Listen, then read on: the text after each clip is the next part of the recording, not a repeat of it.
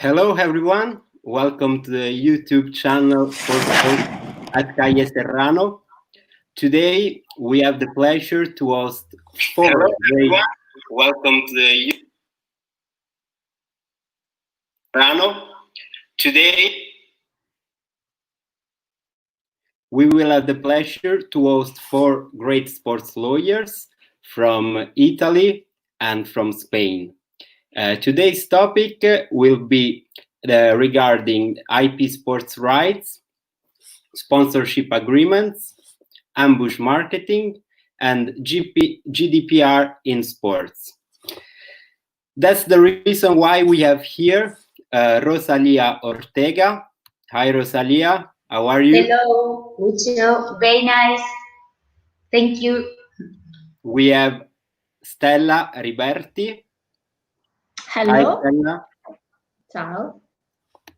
We have Carlo Rombolà from Rome. Ciao Lucio, hello, thank you for the invitation.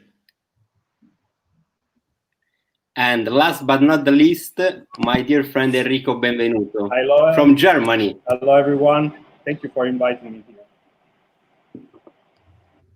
Okay, so I think we can start with a small introduction of all of you guys. So Rosalia, please introduce yourself to the few people who don't know you.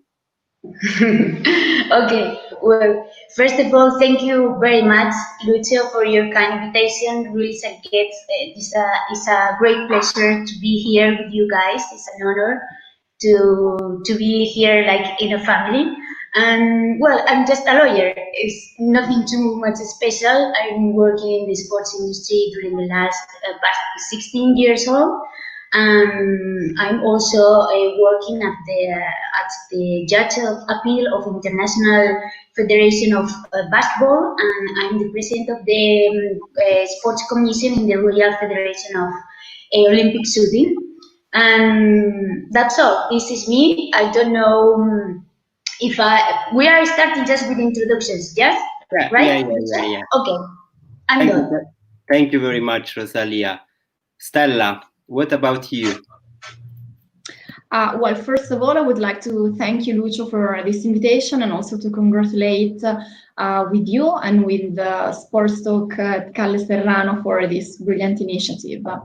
I'm a senior associate at a firm based in Milan called Withers, whose main office is based in London. I am a member of the Federal Tribunal of the Italian Ice Sports Association. I am a member of the review panel of the review named Olympiads, together with Carlo Rombolà. Please, Carlo. Good evening, everyone. I'm Carlo Rombolà. I work as a sports lawyer here in Rome from several years. Like Stella, I share with Stella the work experience at Olympiads Review. I'm a member of Italian Sports Lawyer Association, and I practice these wonderful subjects from several years. I go around the world in international congress, hoping to learn in something even more. Enrico? So, hello everyone. Thank you, Lucio, again, and thank also to Calle Serrano to invite me here with this great professional. So I'm an Italian graduated in law. I studied in USA, in New York, where I had the opportunity to increase my knowledge in US common law. And I thought that was very interesting. And especially I had the opportunity to study entertainment law, contract law, employment law, everything that was very useful for the prosecution of my career. And after that, I managed to do the International Sports Law Master at ISDE, where I had the opportunity to have as a professor Rosalia, and was a very enriching experience where I learned a lot about almost all the topic related with sports law. And now I'm, after a short period working in Milan, in Osborne Clark, in the sports law department, I received an offer from an international company which provide data analysis for professional and non-professional players based in Hamburg. So currently I'm living here. I really had the opportunity to learn a lot and learn especially about the GDPR regulation. That is what I'm going to talk about later. And nothing, that's pretty much me. Thank you very much, Enrico. We can see that you have been studying in the US because you have an American accent when speaking English. So not my fault, not my fault. So I think we can start with Rosalia. Rosalia will talk about IP sports rights. So I will give you the floor, and we are ready to learn for you. Okay, so I'm going directly to the subject, Lucio. You know that you asked me something really difficult, right? To reduce what we, Lucio and Enrico, we have been in a class together regarding image rights and IP, and it took us like 4 hours, more or less, and it's already reduced. So I'm going to try my best, okay? And you know, when we are talking about image rights and intellectual property, of course, you know, in the sports industry is like a huge issue. If we take into account like the 3% more or less or of the world trade belongs to sports, we could say that maybe from those 3 points, 1 or 1.5 belongs to image rights like sponsors, broadcasting. So, you know, I think that everyone can consider right now how important and the huge importance of this subject. Okay, you know, just to do like a small introduction of what are we talking about, image right is something in advance like very simple. I mean, it's like the right to individuals to decide what to do with your image, okay? And when we are talking about images, not just we are talking in around terms like about our likeness. I mean, we are talking about our name, nicknames, surnames, signatures, voice, caricatures, cartoons. I mean, 1,000 of things. Okay, but of course, you know, with the time we realize that image right is something that it doesn't belong just to the athletes or to the people. I mean, if we look around, we can see how even though, you know, sports competition or sports clubs, they have their own image. They're very intelligent. They are selling this product. Of course, if we think, for example, about La Liga in Spain, is La Liga Santander. This is a huge product that we have. The image of our brand, our competition, is connected with a brand. They are putting money, we are putting the image, and voila, this is the business. And this is what we are talking about today.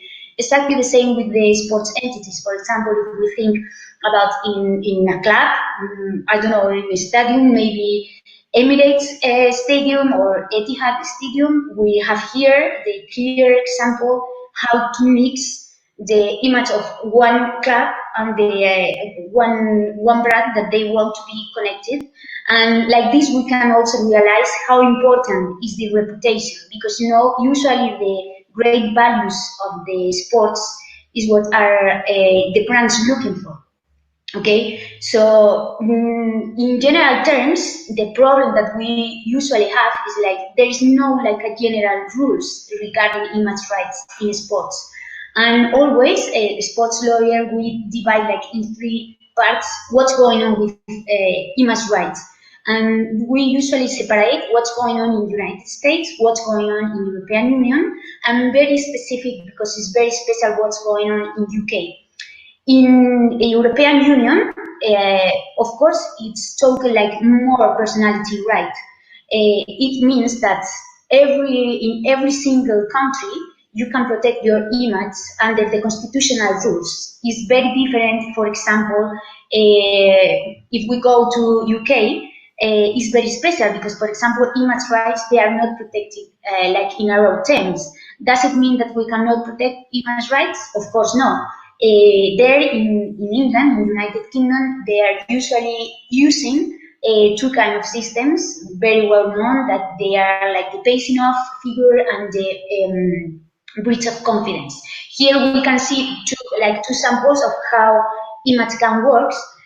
For example, if we think in the very famous case of Catherine Zeta-Jones or with Michael Douglas and their wedding, how they sell their own image and how others, or third party, they took some pictures without the consent. That for me is the big and the king word of this issue of image, to get always the consent.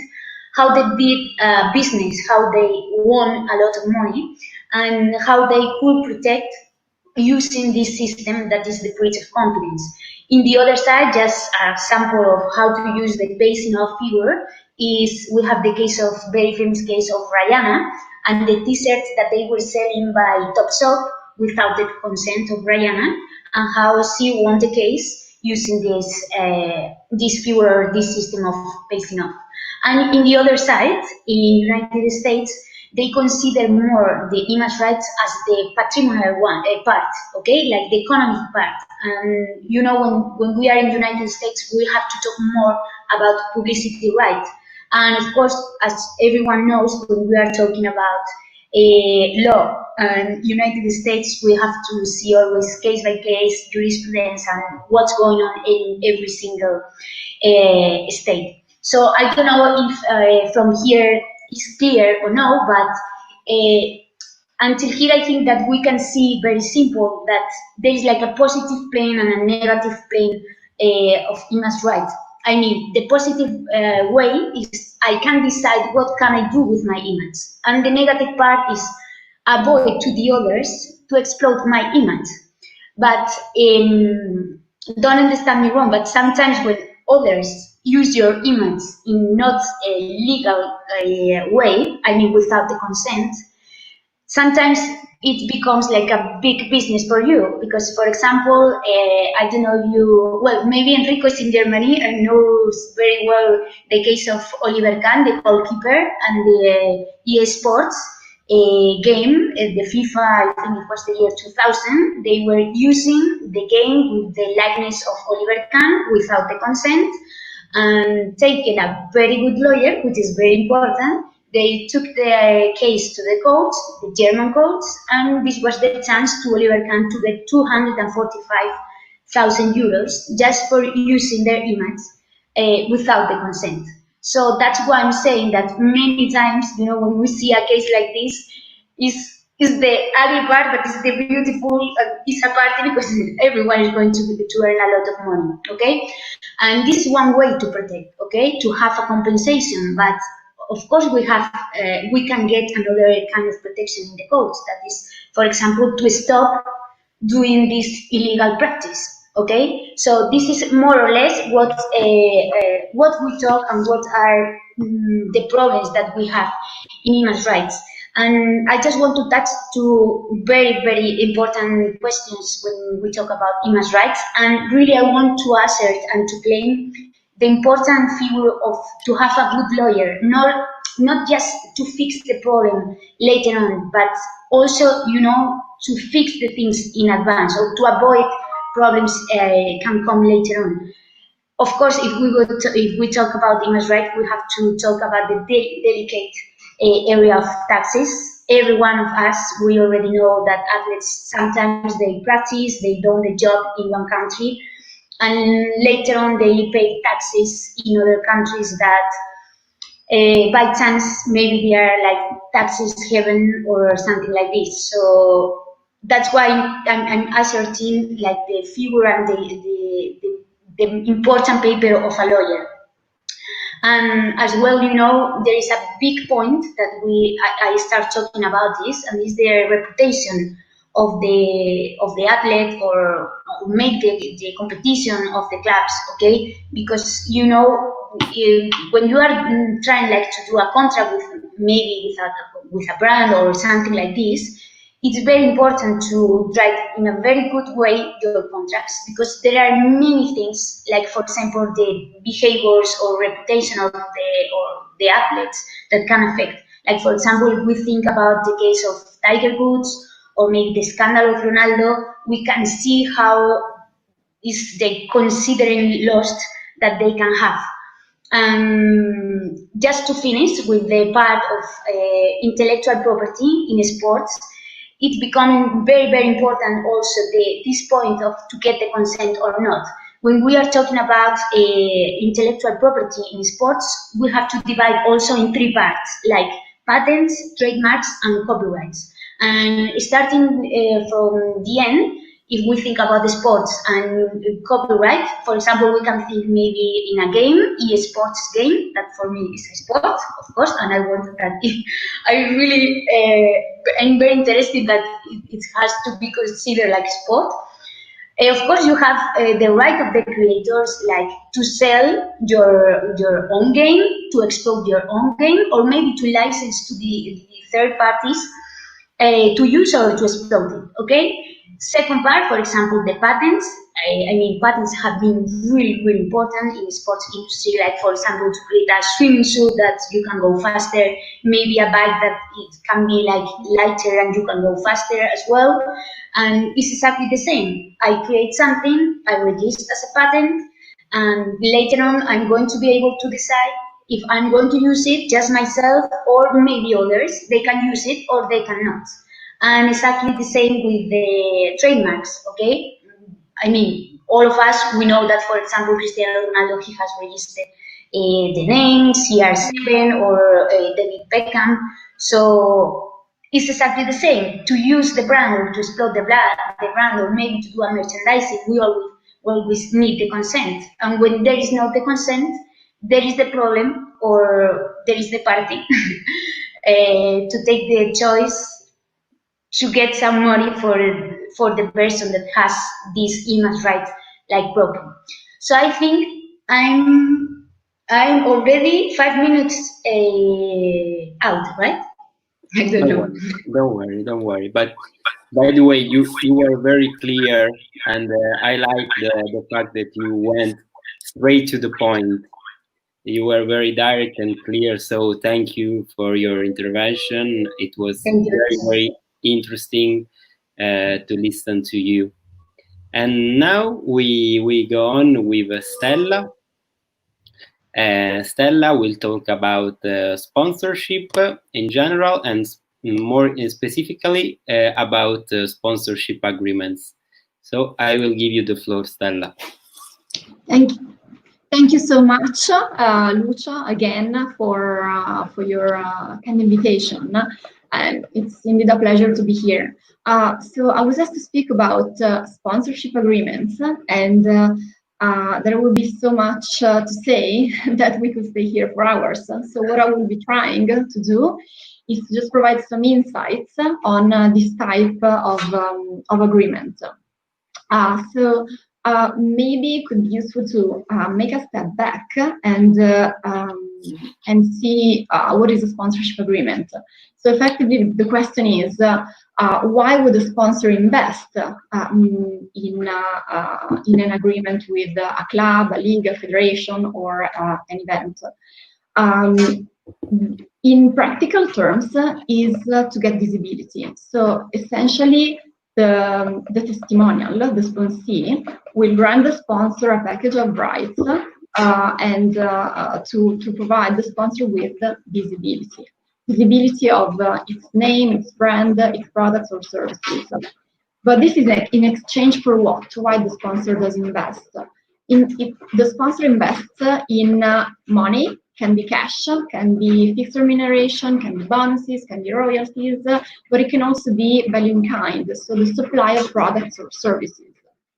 And turning, of course, looking at the agreement, the amount of consideration will be proportionate to the exclusivity of granted to the sponsor. Exclusivity in terms of territory, because Italy is well different from the entire world. Exclusivity in terms of duration, exclusivity in terms of brand sector. So essentially, the wider the exclusivity for the sponsor, the higher normally will be the consideration granted by the sponsor to the testimonial. So if we look at some practical cases, I would bring you to the pitch. I would try to imagine to be, for instance, at the Emirates Stadium of Arsenal, and Arsenal is facing Manchester City, right? So there, where do you see sponsorship? You will see sponsorship, for instance, in the name of the stadium.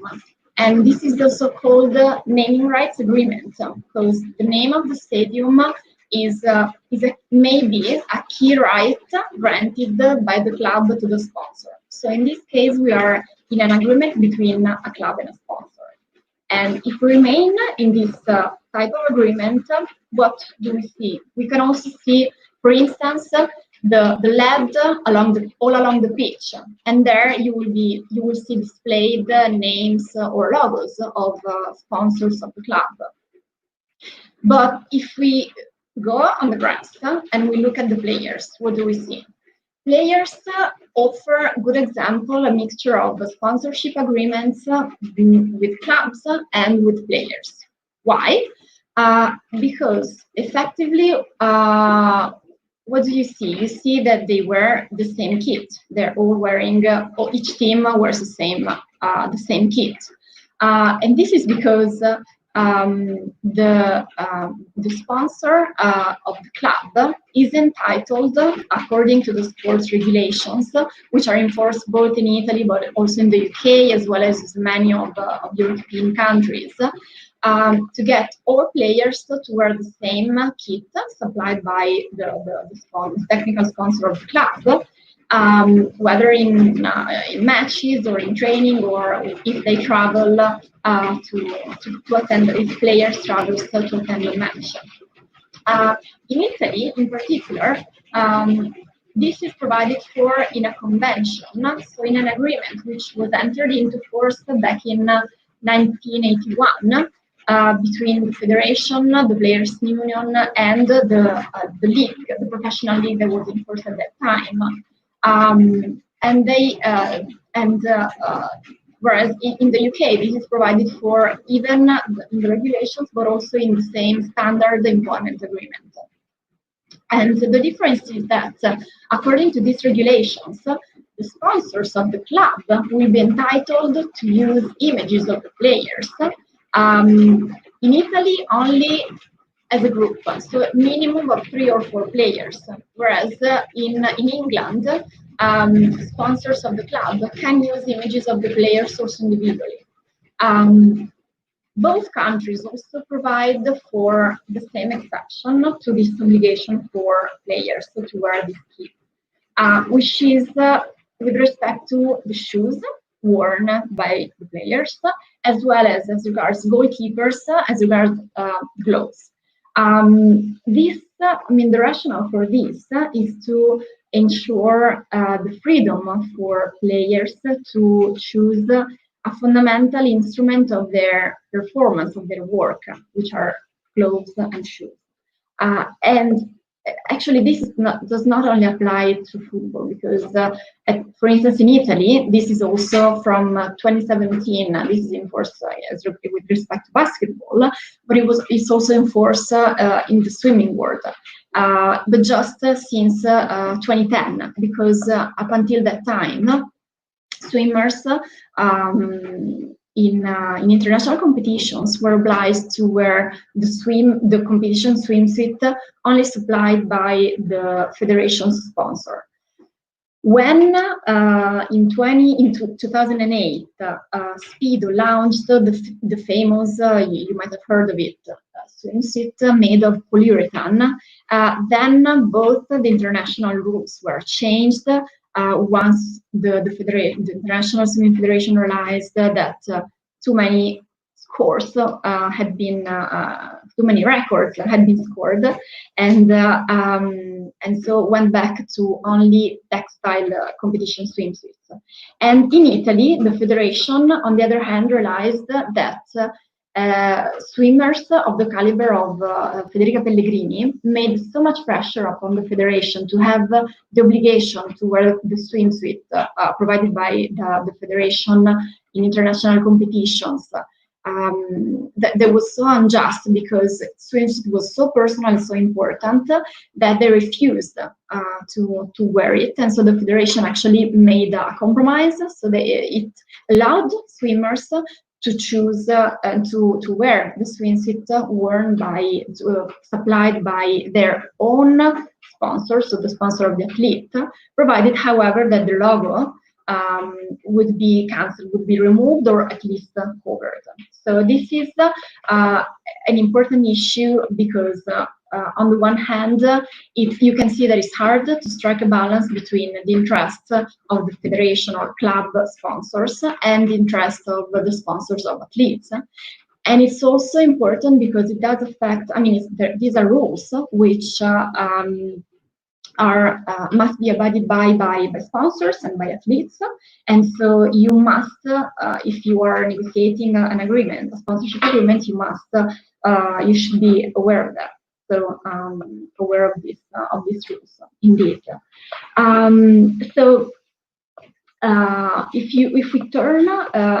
If we go back to football, there is also in this case a fine line between the interest of the club's sponsors and the sponsors' athletes, and the convention of 1981, it really plays a key role in striking such balance. And at that time, Italy was really a penalistic convention which helps prevent and resolve potential disputes.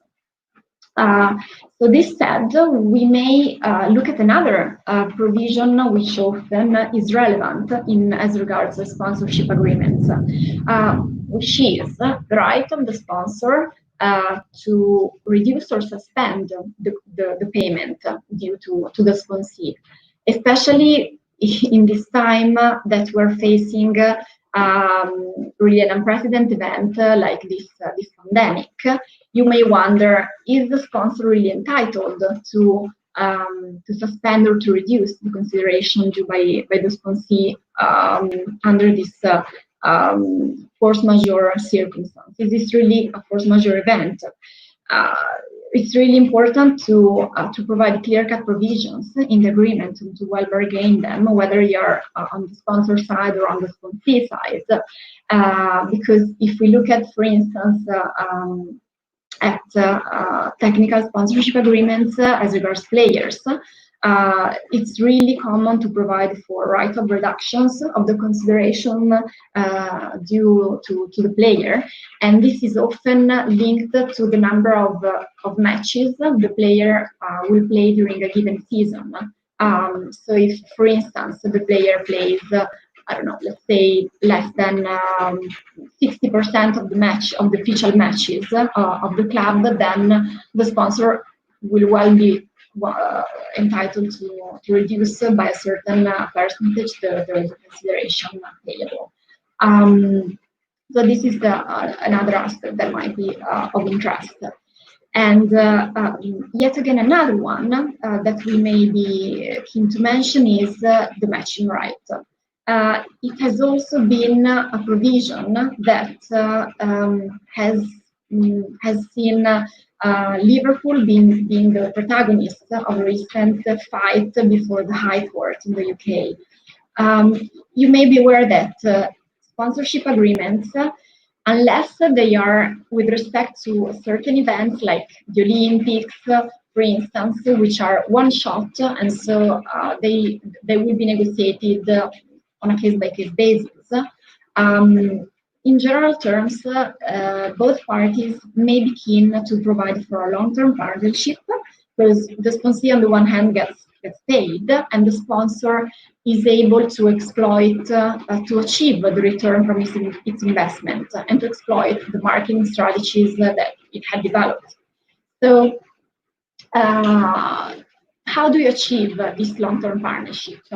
Very often by providing for the sponsor's matching rights, so the right to match an offer that the player will receive or the sponsee will receive by a competitor of the sponsor. But in this case, a couple of concrete questions may arise when negotiating this kind of clauses. For instance, what is the extent of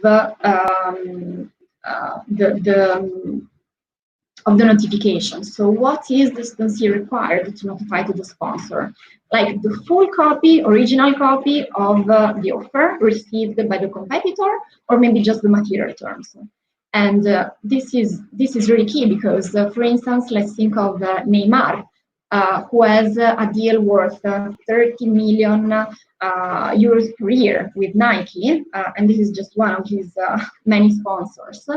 Neymar may receive, for instance, an offer towards the end of his agreement with Nike, but from Adidas, but he may not be willing to disclose the fact that he received the offer from Adidas, or to disclose all material terms of this offer. So you may be willing to provide, to list in the agreement what are effectively the terms that you will be disclosing if you're negotiating the agreement on the side of the athlete, of course, the vice versa if you're for the sponsor, of course. And this is also what are the material terms that can be matched by the sponsor is another key question. And this is really the case we mentioned before with respect to Liverpool. Because you might have read in the news that it had quite a robust fight with its current sponsor, New Balance. So New Balance, in principle, thought having matched the offer that Liverpool received from Nike. But unfortunately, the judge did not agree with New Balance position because he said, okay, right, you matched the consideration, which was 30 million pounds per year, I think. You matched the number of stores that Nike offered to sell the licensed products, more than 6,000. But you didn't properly match another term of Nike's offer, which is carrying out marketing initiative through sports superstars of the caliber of LeBron James, Serena Williams, Drake. You didn't you didn't point out these names. You didn't fully match these material terms. Therefore, you are not entitled to continue your partnership with Liverpool. And this was really a striking success for Liverpool and Nike, and quite a defeat for New Balance. So, but it does give us an important lesson for the future.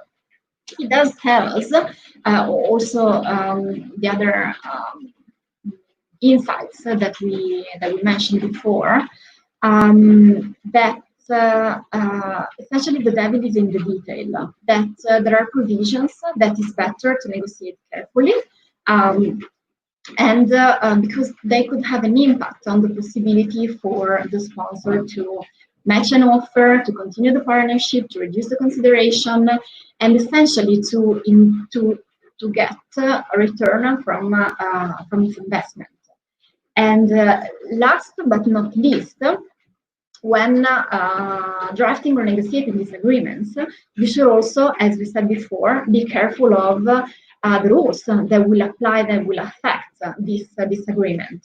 One of another example will, I think, will be discussed in by the next presentation from Carlo, and it's the so-called well, it's the bylaw of Rule 40 of the Olympic Charter, which just really, in a nutshell, it's so key. It's not super well known, but it's so important that during the very central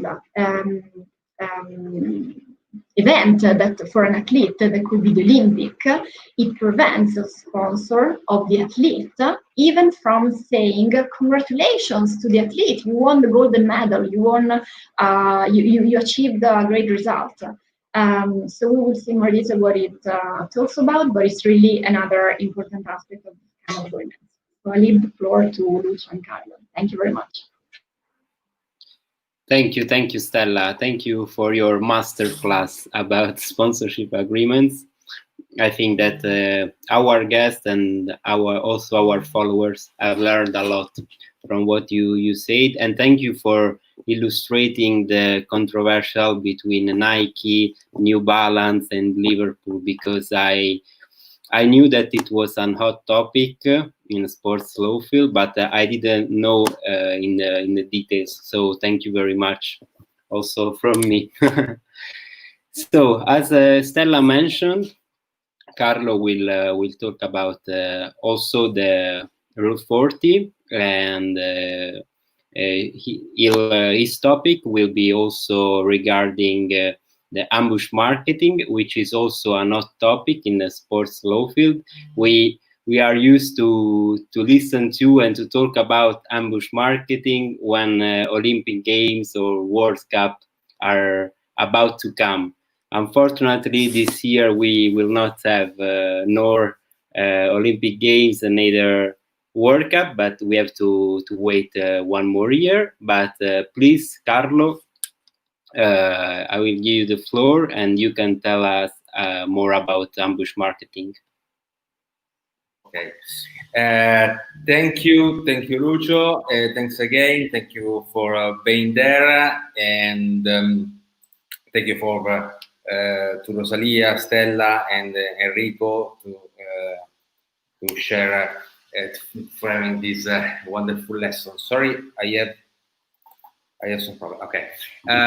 Well, the topic I was assigned is ambush marketing, and in my opinion is a very interesting topic, also from the point of view of case studies.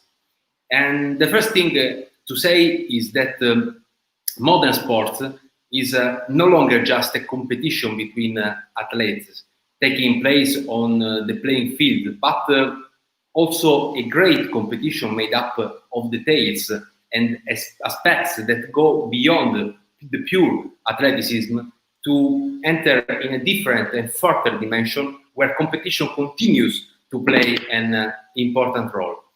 And in fact, it's difficult to think right now of a great sport event without considering the turnover connected to it, with all the consequences in terms of marketing, meaning as that branch of the economy that deals with the market analysis and its interaction with the business.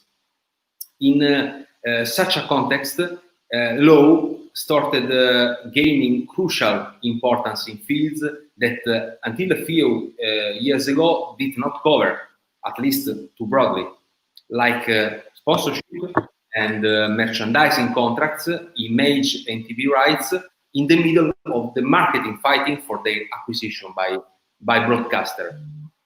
In other words, the global dimension of sports phenomenon has meant that the interests of spectators, which once constituted a small community, have very much increased, involving a network of public scattered among the four corners of the earth, with all that follows in terms of potential economic revenues. Law was main aim is favoring agreements and resolving conflicts with the provision of tools that know how to regulate the legal relationship that arise from time to time, each with specific needs, therefore jumps in this market. And to achieve the goal, cooperation of all the parties involved is essential, from international federations to governments who have to develop rules shared by the whole world of sports without regulatory fragmentation, which would cause confusion among the industry players. And this is even more true if we talk about ambush marketing. That is a phenomenon that covers multiple legal aspects, from sponsoring contracts to image rights till the television broadcast of sporting events. Well, ambush marketing consists of a sort of a parasitic connection to a specific event, in our case, sport event, but the concept is also applicable in other areas. Event of particular notoriety and visibility by a commercial entity that is not linked by any relationship with the organizer of the event, and which therefore did not incur any outlay for the sponsorship of the events. But think about a subject which we will call ambusher, which taking advantage of, for example, a UEFA Champions League final of or an event such as the Olympic Games or the World Cup, includes its brand into the sports show. And we are not talking about the seller, street vendor who sells counterfeit t-shirts, but about real companies, owners of well-known brands, which filed to obtain, or perhaps did not even try to have, a sponsorship contract with the organizer of the event, but anyway have made efforts to equally emphasize its brand. The first effect of this practice, it allows the ambusher to enjoy the economic and image advantage by taking them away from the legitimate holders of the sponsorship agreements. But there is, in my opinion, another important consequence, which consists in mitigating, in the long run, the propensity of companies to invest in a sports event, thus endangering the normal performance of internationally important sporting activities, whose organization requires huge funding. For systematic reason, we may also distinguish in some typology of ambush marketing.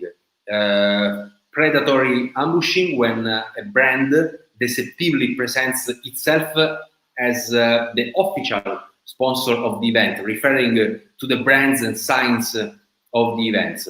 The cold-toll ambushing, which happens when a brand uses strategies aimed at meddling in an event through indirect references. For example, distribution of free ticket, gadgets, clothing, sponsorship of individual athletes or team. We can I remember, sorry for interrupting you. I remember a famous case of Bavaria. Yeah, exactly. I think it's the most famous case, or one of the most famous ones. Yes, in Portugal, in the 2004. I said insurgent ambush when surprise marketing initiatives are carried out close or within an event, such, for example, the passage of an advertising aircraft over the stadium, and saturation ambush. And we mean instead the intensification of the promotional activities of the competitor in order to saturate all the advertising spaces left free by the official sponsor. For example, the massive posting of posters near the event, or the purchase of space advertising on the radio and the television channel that broadcast it. And as I said at the start of my speech, the case studies on ambush marketing are various and heterogeneous. By way of example, we remember one of the first cases that occurred during the Olympic Games in Atlanta in 1996. On that occasion, Nike, not a poor brand, Nike, set up an impressive store very close to the sport facilities, suggesting that it was one of the sponsors of the event. This was not the case, and the company found itself benefiting from enormous publicity, saving more of 50 million needed to become sponsor of the sporting event. And 8 years later, as you remember, Lucio, during the 2004 European Football Championship in Portugal, a beer manufacturer distributed to the fans who rushed to the stadium a free gadget, a pointed at, in the typical color of the can of that company, making sure that that original form of sponsorship had access to the stadium, despite the official sponsor of the event, also a beer. And in addition to the singularity of this case, this episode is also relevant from a regulatory point of view, since on that occasion, for the first time, UEFA asked and obtained from the Portuguese government to issue an ad hoc legislation which allowed to stem the phenomenon with the seizure of abusive materials. And the latter cases allows us to detect how the phenomenon is constantly evolving and therefore difficult to stem, except through ad hoc regulation issued by the competent authorities for the territory, obviously, which authorize inhibitory measures and force pristine resolution. In this sense, we can remember a famous precedent like the special legislation of the Italian government at the times of Turin 2006 Winter Olympic Games. The law was entitled "The Measures from the Protection of the Olympic Symbol in Relation to the Winter Games," which, in addition to strengthening the protection of the typical distinctive signs of the Olympic Games, has addresses to problem of ambush marketing by identifying certain hypotheses and declaring its illegality. To conclude, but sorry, one question. You mentioned like the special legislation of Turin 2006, but nowadays that 14 years have passed, what is the Italian regulatory framework? Okay, let me clarify something first. Usually, regulatory changes come when a particular country gains the opportunity to organize international competitions, therefore transmitted worldwide. And Italy is no exception. And the new regulation to fight ambush marketing right now have been introduced by Law Decree 11 March of this year, containing urgent provision for the organization and conduct of the Milan Cortina 2026 Winter Olympic and Paralympic Games and ATP Turin 2021-2025, as well as on the prohibition of parasitic activities. Such new provisions, despite which are the most important changes, the most important amendments of this decree law? The most important amendments is that the new law is not limited to a specific event, as on the law in occasion of Turin 2006, but apply generally to any sport or fair event of national or international importance. This is the real news. That said, to conclude, it's also true that alongside the hypothesis of national legislation like this, it would be appropriate to give space to form of contractual protection which forces the organizers to supervise or maybe to give a specific guarantees the respect of the investment of the sponsor by taking on specific responsibilities for the prevention and repression of ambush marketing phenomenon. Thank you for attention. And more.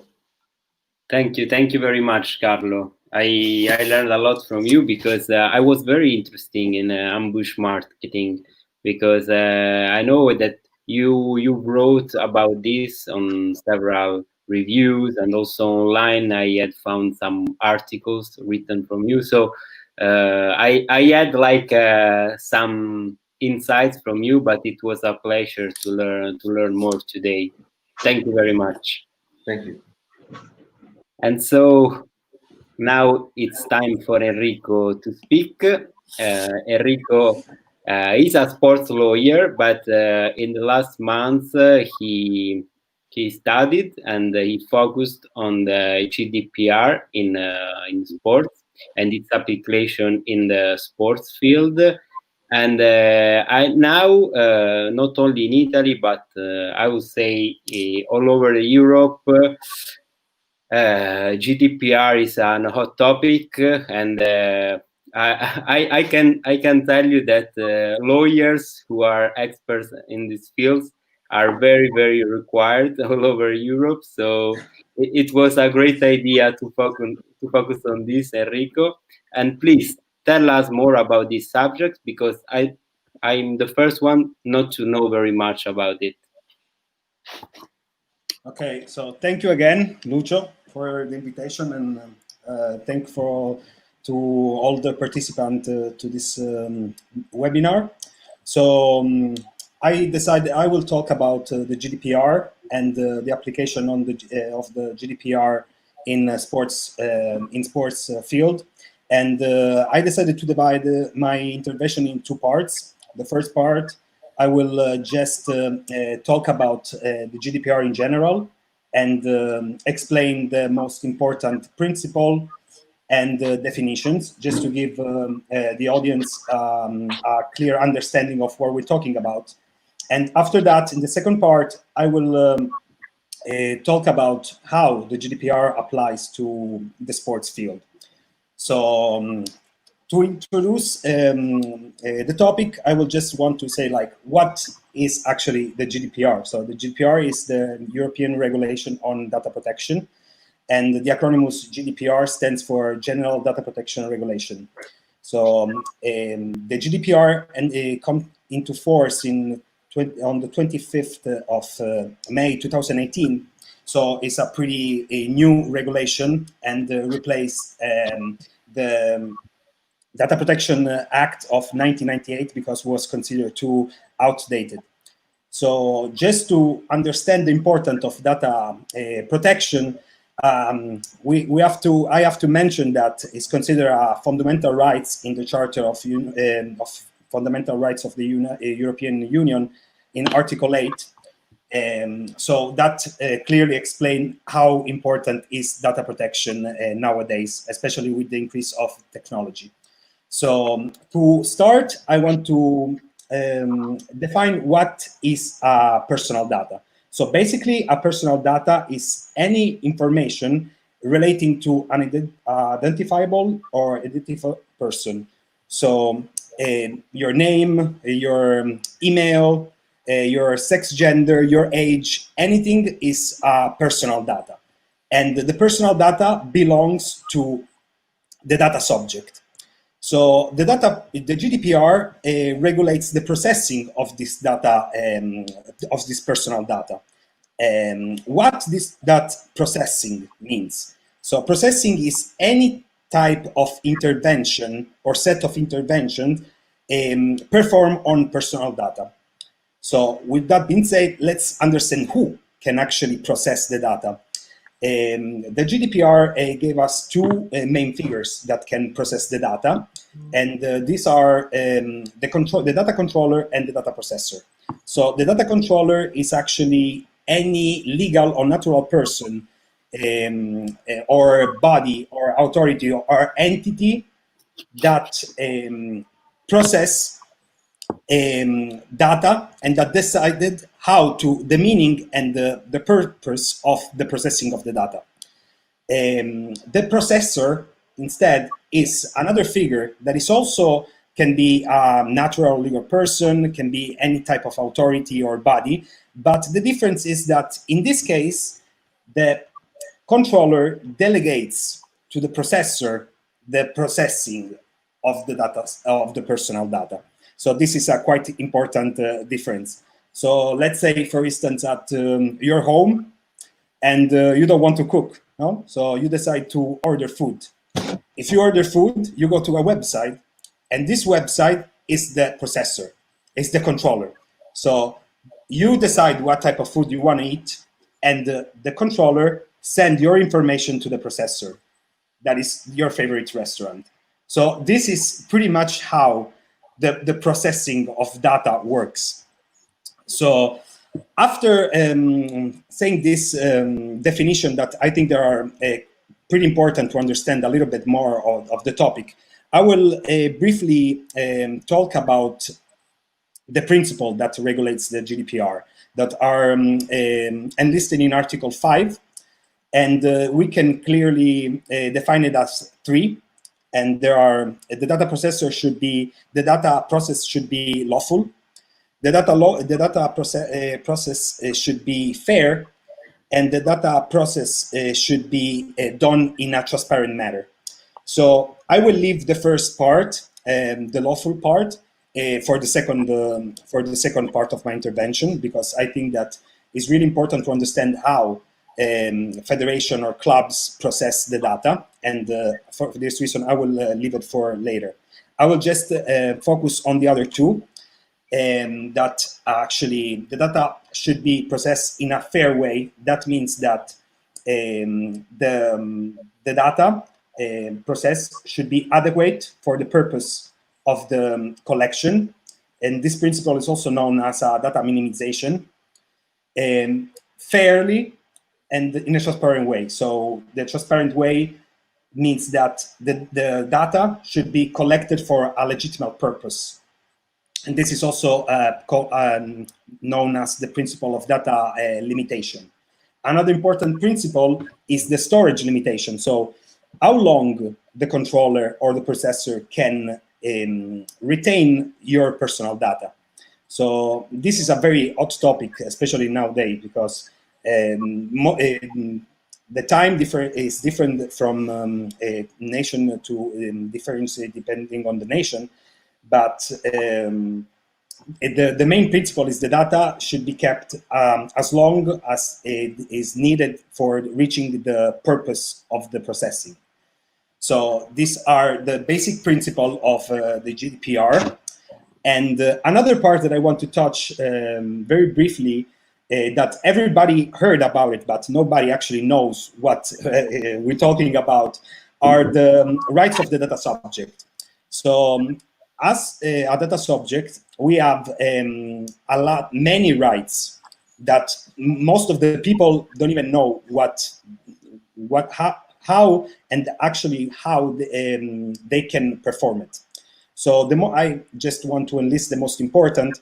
There are the right to access the data.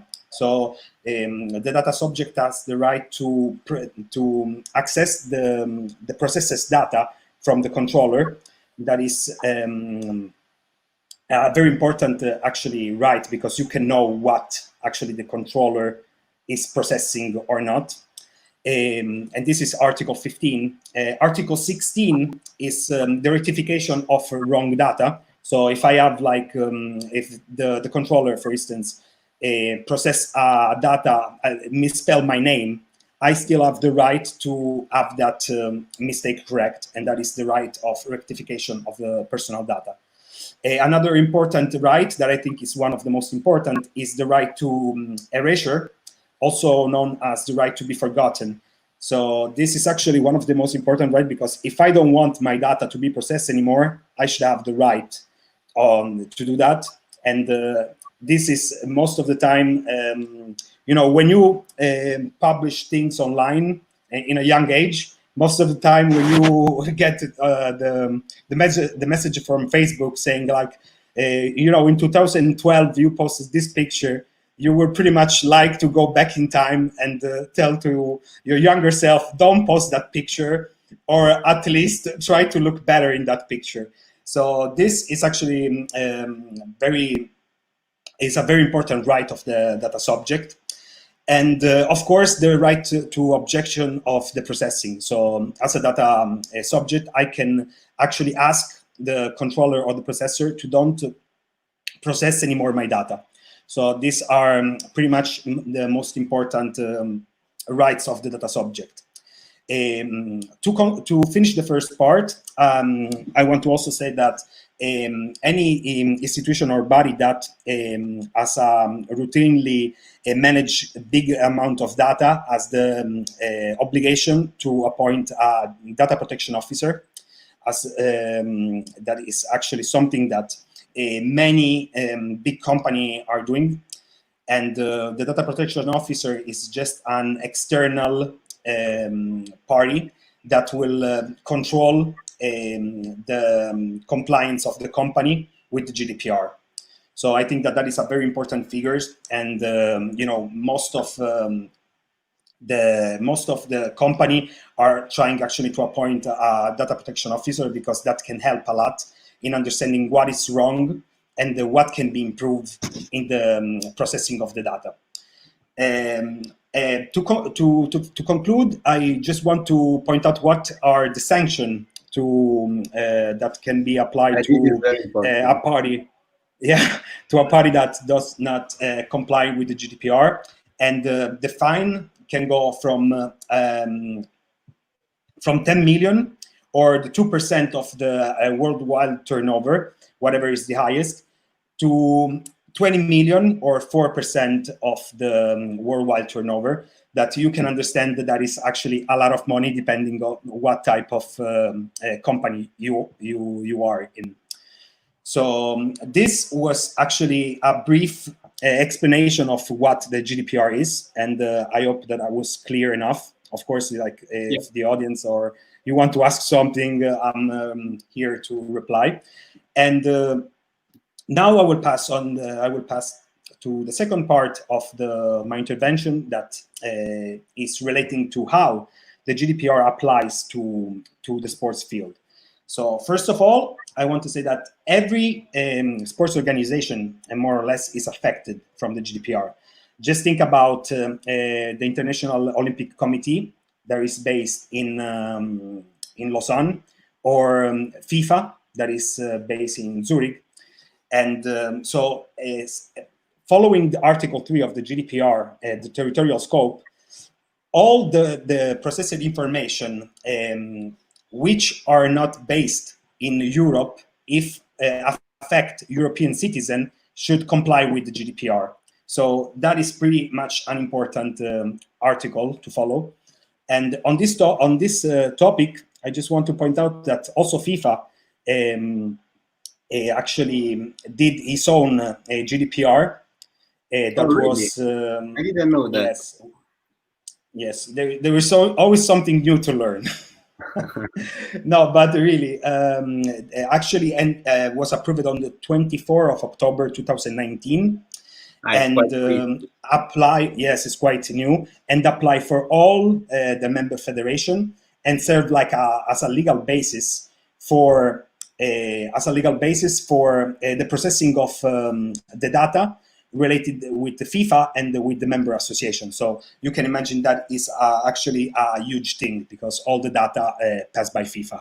I think Enrico, you should apply for that division. We'll see. We'll see. The future hopefully is bright. So we will see what's going to happen next. So now I would like to for you, if I mean, please. Focusing more about players, no? Football players' privacy. What do you think about football players' privacy? I would say inside and also outside the pitch. So this is actually a very hot topic, because of course, like we have to understand that players are employee of the club. So of course there are many, control from the employer, that especially when they are on the football field. So we know that actually the players are always filmed, the training session are filmed, the games are filmed. For this reason, most of the time when they talk inside the field, they put their hands on their mouth just to don't let people know what they're talking about. And I think that this is actually a very delicate topic because, of course, like professional players are a public figure. They are well known worldwide most of the time. They make money out of commercial. They have the interest to be known. So of course, like I guess they will they will pretty much sacrifice most of their privacy, especially inside the football field, to have a turnout in money, you know, because it's actually what people do. As Stella said before, you know, people players actually use their figure to get an amazing deal on sponsorship agreement, like with Nike or Adidas. You know, the better you are, the most money you can get, and of course you have you want to get to be known. But on the other side, you know, we have to see the player on the another point of view, on a point of view of a normal person that doesn't have any privacy at all, because of course you can imagine huge player, I don't know, like Neymar going buying food at the store. That will not be possible, because of course people will recognize him and will stop him every 1 second, 2 seconds to have an autograph or a picture. And on this, actually on what the employer or the club can do or not outside the football field, I remember that there is a very famous case in Italy with a former professional player called Christian Vieri, that was actually controlled by Bobo, that was actually controlled by his former club and by the international the Italian mobile company. And for this reason, actually, he sued both, and he won in the first. He won the case. So they actually gave him, I think, around 80,000 euro for the violation of his privacy, and was in 2012, I guess. And also he lost then, because he asked, of course, because he's Vieri and his privacy is very valuable, as also Stella pointed out before. He asked for more money, but the Cassazione, there is the last step of the Italian justice. Yeah, the Supreme Court turned it down. So he pretty much stayed with this 80,000 euro of compensation. But again, this is a very interesting topic that you know, we can eventually talk in other, you know, contest or things like that. So to continue my so I will just take a step back and talk about the legal basis, how the processing can be lawful. And these are the legal process are actually described in Article 6 of the GDPR. And there are 6 different legal bases that I don't think I will not talk about all of them, because most of them will not be applicable to the sports field. So I will just focus on consent and performance of the contract. That is actually consent is Article 6, letter A. Performance of a contract which the data subject is party, and that is a part that is very important, because the data subject should be part of the agreement to be lawful. That is always Article 6, but letter B. And the legitimate interest of the controller or a third party in processing the activity. That is always letter 6, Article 6, letter F. So starting with the consent, that is actually the most used legal basis to process personal data. The definition of consent states that a person, the data subject, should give an ambiguous, effective, and clear statement of his wishes to process his personal data. And these wishes should be also performed in an active way. So there should be a statement or should be an active action. Like anytime you actually download an app or an update of, I don't know, everything, and they ask you like, agree. When you check the box, that is you giving the consent to treat your personal data. So most of the people don't understand, you just want the update to go faster. So you just click everything they put you in front, you just click. But actually that is a legal base to treat to process your personal data. So on the consent point of view, I think there is a very important part to point out is that the consent obtained inside employment relationship is not considered to be valid for a specific reason, for the imbalance of power between the employer and the employee. So for this reason, actually, the majority of the doctrine affirm that probably for the relationship between the employer and the employee, this consent is not actually, freely given. And if you think about it, of course, like if your boss asks you, like, you have to sign this, you will sign it. You cannot say, no, I will respect, my data rights. You will just sign it. So also in this case, the employee should sign a specific agreement that allows the employer to treat his personal data. An important part of the consent is that can be withdrawn at any time. And of course, if you withdraw the consent, the processing should stop at the day of your withdrawing, but of course will not be retroactive and will not apply for the data processed before that. And that is a very important point because the withdrawal of the consent should be easy as it would easy to give the consent. So if you just click yes, you should be able to withdraw your consent in the same way. Just clicking a button. It should be the same. It should be effectively and user-friendly.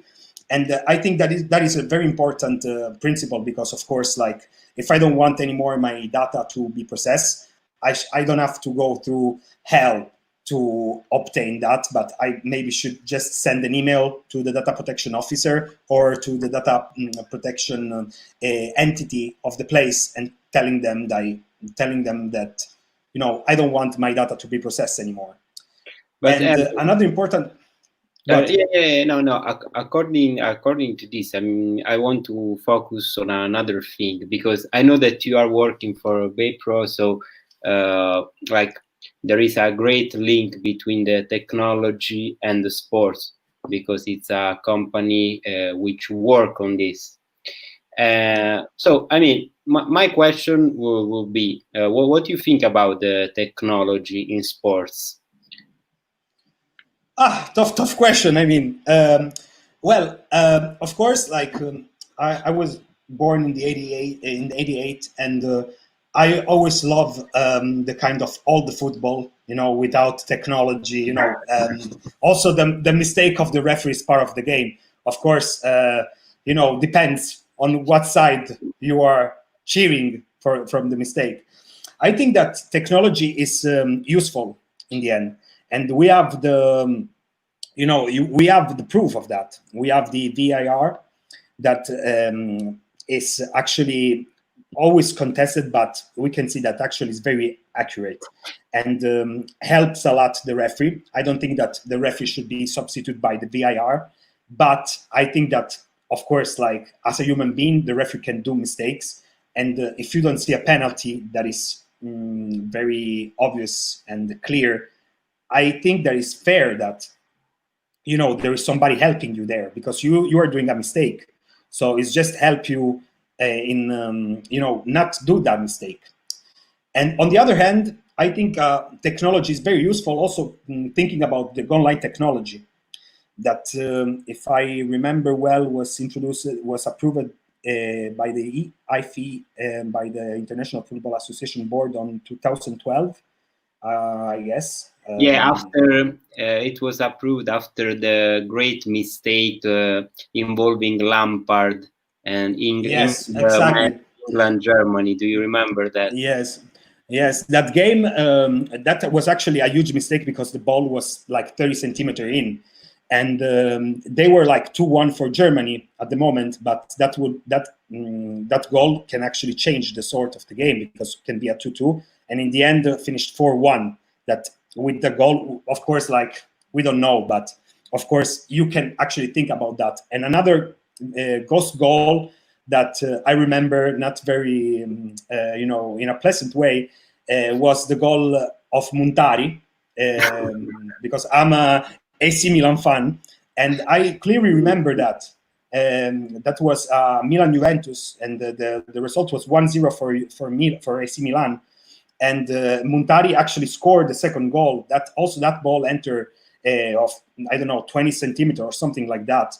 And we were tied in the league. So Juventus and Milan were first, and they were actually basically fighting for the title there.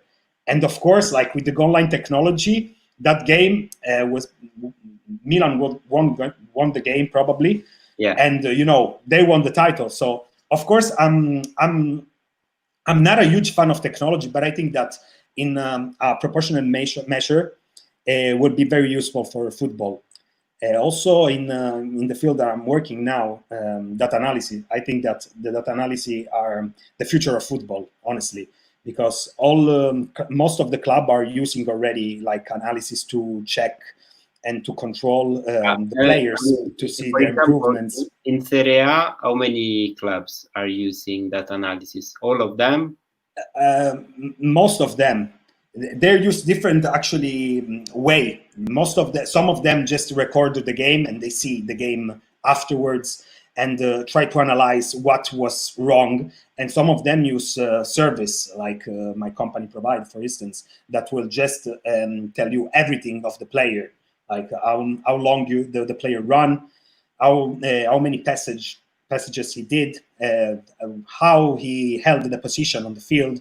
So a lot of specific data that actually help the club to improve, and that is actually just a matter of fact, because if you know what your mistakes are, you can work on that instead of just working randomly on different things.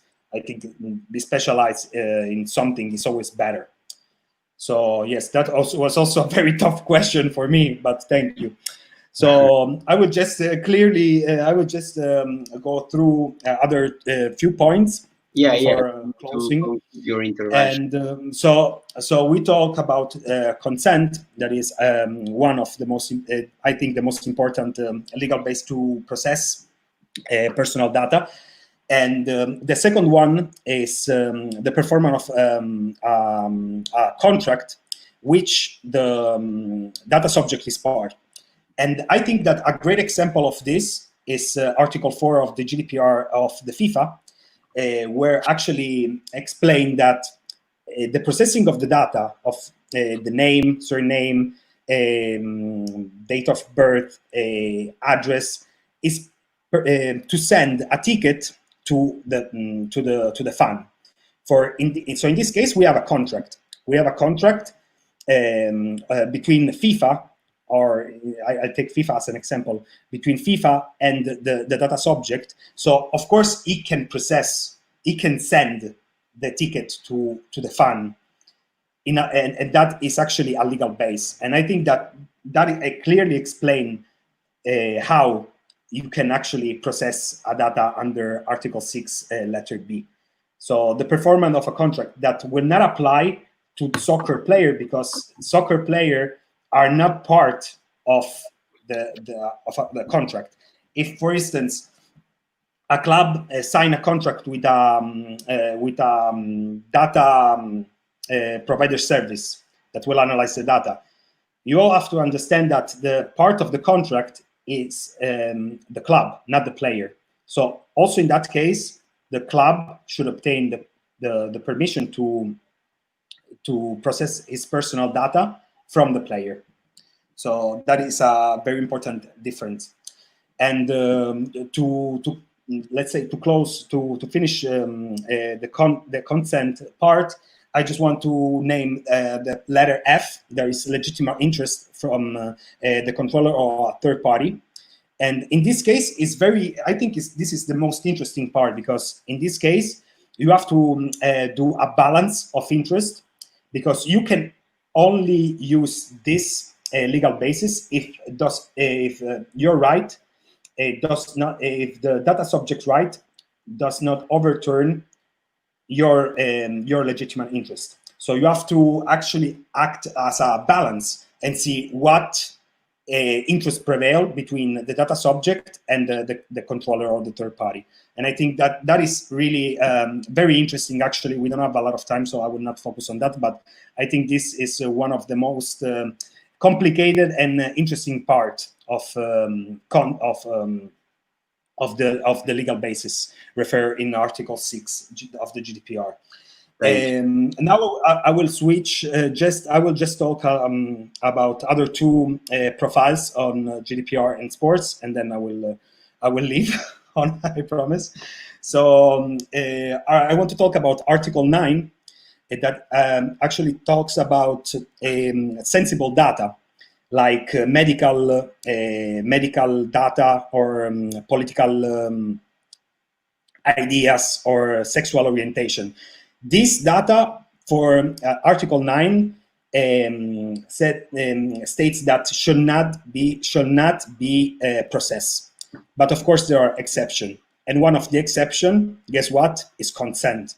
So if the data subject consent to the to the process of that data for one purpose or specific purpose, well, in that case, that type of data, it can be processed. And I always think about, when I talk about this type of sensible data, I always thought about doping, because of course, like in professional club, have the right to keep a record of the medical condition of the player. This is by law, so they have to. And of course, they have to also check for doping. And that processing of data can be a legal base to process this very sensible data. Also, in 2016, there was a breach during the Rio Olympic Summer Game of 2016, where apparently some Russian hacker, as a revenge for the sanction of the Russian team, actually hacker the system. So thousands of very sensible data of athletes were published online. So of course that is something crazy if you think about. And just to conclude, I want to talk about the Article 8 that talks about the consent of minor. Because of course we know that most of the time professional clubs, invest a lot on youth players, because they want to create talent to then sell it or keep it. Like, this is the new brand, because of course after the crisis, also before, most of the club were very interested in growing their own talent. So how did that work? Like, is possible to have the data and the consent of the data subject if the data subject is a minor? Well, the answer, of course, is yes, you can, but you need to have the permission of the parental holding. So, of course, a minor of 14 years old that wants to be a star will tell you, like, of course, do whatever you want with my data. I want to be a professional player. I want to be like Ronaldo. So, of course, please do it.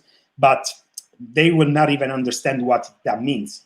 So, for this reason, as a protection for that, the data of the minor, the GDPR clearly explained that for minor under 16, to obtain the consent to process the data, you need to have the permission of the parental holding. So I was a little bit long, I'm sorry, but there were so many things to say, and I tried to really to do it brief. So yes, that's pretty much it. Thank you. Thank you, Enrico. Thank you very much for mentioning the part related to the minors, because I think it's a hot topic also in relation with esports, because we all know that most of the e-players are minors, and so we will have the pleasure to talk more about that in next webinars, but we will see how important is the protection of minors also in the esports field. So thank you very much. Thanks to all of you. It was a pleasure to share this hour and a half with all of you. I really liked our talk as well as our follower. Hopefully, but I think so. I already am receiving great feedback. So thank you. I hope to meet all of you very soon, live, maybe in next congresses or conferences, both in Milan or in Madrid. And thank you again for your time, and have a nice evening. Thank you, Thank you, Lucio, and congratulations again. See you very soon. Ciao. Thank you, Lucio. Ciao. Ciao.